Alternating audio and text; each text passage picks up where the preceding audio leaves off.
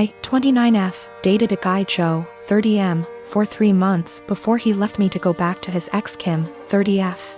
Right after we broke up I found out I was pregnant and now I'm at 24 weeks. I let him know and he was ecstatic.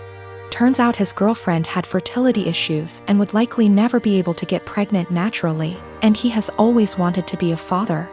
Getting back together was out of the question for both of us, so he's still with his girlfriend. Joe was only allowed at the initial appointment because of COVID-19, and we found out I was having twins.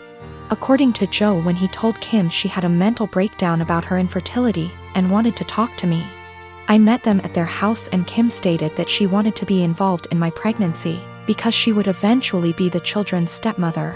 She started telling me that I needed to do a home birth, that I needed to formula feed so that they could have the babies half of the week, that she wanted 1 boy and 1 girl, and that she wanted the kid to call her mama since they would be calling me mommy. I shut her down and said I would make the best choices for my children and my body and left. Kim continued to be overbearing and texting me every day about my eating habits, exercise habits, and ing about how her job wouldn't let her take maternity leave. At the virtual genetics counseling appointment, she attended instead of Joe and took over the whole meeting trying to talk about her family history, which wasn't relevant. When it came time for my 20-week level 2 scan, they allowed me 1 guest and Joe suggested I take Kim instead of him, which I refused to do. Joe did end up coming and he found out the gender because I wanted to keep it a surprise for me so we could throw a gender reveal party. I put a pregnancy announcement on my social media and then she put up an announcement saying they were expecting twins, the non-traditional way, and how blessed she was. I was irritated but I kept my mouth shut. Then she threw a gender reveal party and posted it on social media. I wasn't even invited.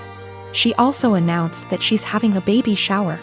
I commented on her posts and told her to stop treating me like a surrogate, that the kids weren't hers, and that Joe didn't have any claim or custody of the kids until they are born.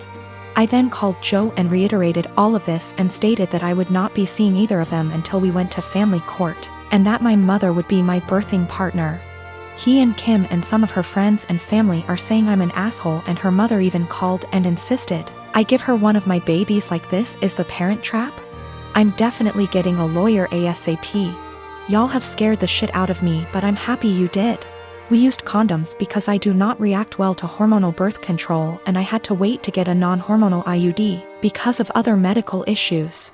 The Thursday I posted this, I went to the police and they stated that there was nothing they could do because a crime hadn't been committed. In my state, orders of protection are criminal or family, so I was able to get one against Joe. On Friday, I did get a lawyer and they let me know in my state there was nothing I could do as far as custody before the babies are born. So I will be leaving my state soon to ensure that this isn't my baby's home state and I can't be charged with anything. Kim came to my job, damaged my car, and broke a bunch of office windows. I work with kids, so she was arrested for not just the criminal damage and trespassing but also child endangerment, so hopefully that works in my favor.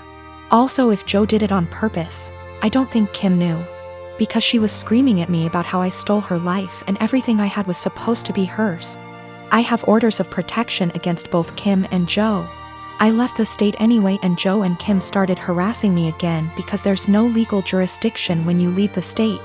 But I have enough evidence that I was able to press charges in my current state as well and will be pursuing a restraining order here. I am a 19-year-old man. On Thursday, a person I had a major crush on in high school, but who rejected me, messaged me out of the blue. She had never contacted me without my contacting her first. And at one point I realized she had had me blocked on social media, and so I found it odd that she was suddenly being friendly. After sending a couple of greetings / questions about how I've been, she said that she was going to have some people over and wanted to know if I would get the beer. The drinking age where we are is 19, and she and the people who were going to chill were all 18. The liquor stores in my area all card. I thought it was silly that my being a month older meant I could buy liquor and they couldn't, and so I said I would love to go. She said, "Thanks, I'll pick you up at 7. 7 o'clock rolled around, and she texted me to say she was in front of my house. I went out dressed and ready to chill with some people, and she drove me to the liquor store. When we got there, I asked what beer she wanted me to get, and she told me to get Budweiser. I hid my disappointment as well as I could, but it was her party, so I went in and bought 2 cases of 24. I got back in the car and said, "Let's party," and she was eerily quiet. I noticed that she wasn't driving towards her neighborhood, but rather back towards mine. I thought she had moved or something, but didn't want to press the issue. When she turned down my street, I finally figured it out. She was being purposefully vague about the invitation because she wanted me to get the beer. But she wanted a way out when she told me I wasn't actually invited in the first place. She stopped in front of my house, leaned over, kissed me on the cheek, and said, "Thanks," in her best voice. I deadpanned her and asked when she was going to tell me I wasn't invited. She feigned surprise and said that she never intended to invite me in the first place. I sat in silence for a long, awkward minute, picked up the beer, and walked towards my front door. She got out of her car and frantically tried to re-invite me to the party. But I told her that what she did was the most humiliating thing that ever happened to me. I opened my front door, slammed it a bit too hard, and came back to my room. My girlfriend and I have been dating the past 5 years, since college. After graduation, we were semi-long distance, living close enough that we alternately visited almost every weekend. In 2018, and got a job in my city, and we found a place and moved in together. Now's a good time to mention the security cameras in our house. Break-ins are unfortunately common where we live. We thus got some motion-activated cameras, one of which has a view of our kitchen, to monitor the back door. The cameras only record when there's motion so they can retain footage for a very long time. And of course knows this. About a year ago, and started complaining I wasn't contributing equally to chores. I've been obsessive about chores my whole life. Growing up, not doing the dishes meant no video games for a week. When I lived with roommates, I was always the chore Nazi, making damn sure we all stuck to our chore wheel. And is just as fastidious about chores, so we just naturally alternated who did what. I'd just been brushing her remarks off, but over the last few months they've become much more aggressive. E.g. I was vacuuming and said, "Look at you finally cleaning up around here." I replied that we alternated vacuuming, to which she retorted, "No, you've vacuumed maybe twice since I moved in." Exchanges like this have been happening so frequently that I began to doubt my own recollection. Am I not as clean as I thought? Finally, she exploded at me last week. She said that having to stay home constantly over the past weeks exposed how little I do around the house, and that she didn't move in just to be my maid. Questioning my own sanity, I spent a few hours going through the entire 1.5-year archive of security camera footage, and tallied the exact number of times the kitchen cam caught each of us doing dishes. Our cleaning supplies, vacuum, mop, etc., are in the kitchen pantry, so I also tallied up how many times we grabbed cleaning stuff. To my vindication, the tally showed that we indeed split chores equally. She vacuumed / mopped 5 more times than I did. I did dishes 20 more times than she did. Given that we vacuum / mop at least once a week and do dishes at least every day, these are insignificant differences over the year and a half we've lived together. When I confronted Anne, she shrugged off her behavior as remembering things differently, but the real sin here was what I did, which she called an unforgivable violation of her privacy, akin to abusive stalking. She has broken up with me and is trying to move out, although obviously this is difficult due to current circumstances. I'm totally heartbroken, and was the love of my life, and I can't believe she destroyed our relationship like this. To make matters worse, she told many of our friends, who are mostly siding with her. They've been texting me that what I did was creepy, abusive, controlling, invasive, etc. I'm at a loss. I'm beginning to think I'm the one who's off base here. I am a 45-year-old woman. My husband and I have a 15-aunt daughter Kate and a 9-year-old son Sam. My husband has a brother and a 40-year-old sister, Eva. Eva and her husband James have a daughter, Allegra. She is also 15 years old. Kate and Allegra have always been compared in the family. From the time they were born, it seemed to be a competition of who would walk first, talk first, do more, achieve more. And Allegra was always first. I won't go too much into detail about Allegra because that's not really the point, but I will say she's a beautiful, intelligent, truly one-of-a-kind girl, and her parents have done a great job raising her. My in-laws fell in love with her and think she hung the moon. This bothered me and made me sad for Kate, but I let it go for the most part.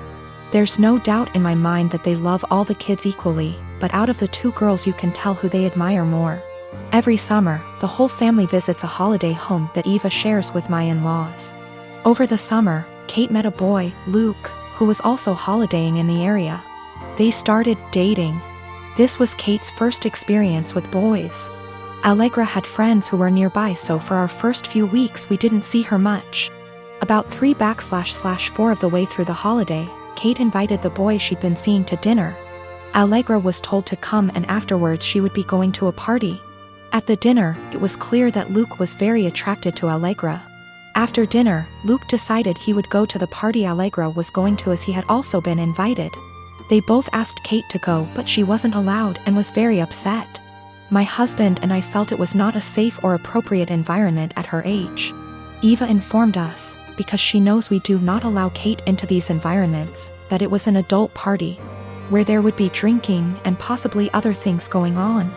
Allegra has grown up in a place where these kind of things are much more normal. And Eva and her husband made the choice to let Allegra live those experiences.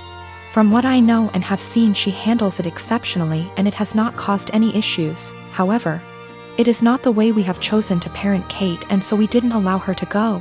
The next morning, Allegra came downstairs and asked to talk to me and Eva. She said at the party Luke was flirting with her and showed her some messages he'd sent her. We decided we would all talk to Kate. Kate spent the next 2 days miserable. When she finally came out of her room, Kate was caustic and everyone was getting a bit fed up with her attitude. Eventually, my father-in-law jokingly said, "Your mistake was introducing him to Allegra. How did you think that was going to go for you?" My mother-in-law told him off but added that Luke handled it terribly, but the outcome was sort of inevitable.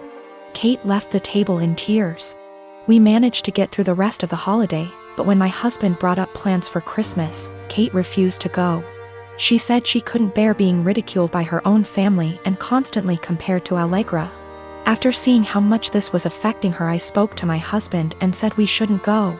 He argued that it would be wrong to let Kate take away time with family just because of a boy. I reminded him that this has been happening since they were born, but he said that we can't shield Kate from every special person in the world. He said he would talk to his parents about their comments, but that we should not set a precedent of letting Kate run away from reality.